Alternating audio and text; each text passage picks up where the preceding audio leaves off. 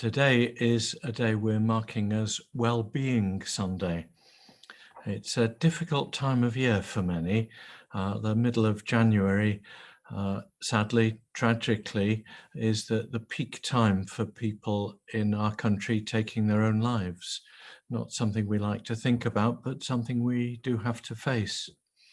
I remember nearly 20 years ago when I was an archdeacon, one of the clergy in my archdeaconry asked me to be involved in the funeral of his teenage daughter who'd taken her life.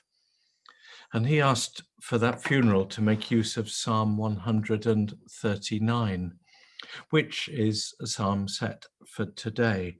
So it seems very appropriate to read just a few verses from that, verses 7 to 12. Where can I go from your spirit, or where can I flee from your presence? If I ascend to heaven, you are there. If I make my bed in Sheol, you are there. If I take the wings of the morning and settle at the farthest limits of the sea, even there your hand shall lead me, and your right hand shall hold me fast. If I say, surely the darkness shall cover me, and the light around me become night, even the darkness is not dark to you. The night is as bright as the day, for darkness is as light to you. The darkness of the middle of winter, this time of year, is a difficult thing for many people. But the idea of spiritual darkness, emotional darkness, everything being bleak and black is part of what is so damaging to people when mental health, well-being, all just goes wrong and can collapse. And here we have a wonderful word from God.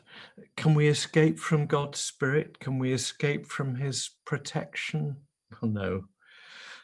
Wherever we try to flee from him, he's there. If I take the wings of the morning and settle at the farthest limits of the sea, even there your hand shall lead me, your right hand hold me fast. If I say, surely the darkness shall cover me and the light around me become night, even the darkness is not dark to you. The night is as bright as the day, for darkness is as light to you.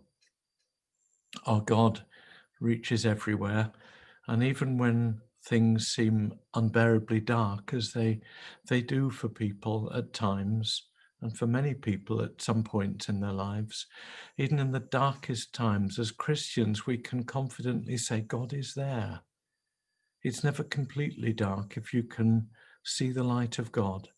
And even in the darkest times, the very, very darkest, bleakest, most hopeless times, the hand of God reaches out to touch us and hold us and keep us safe.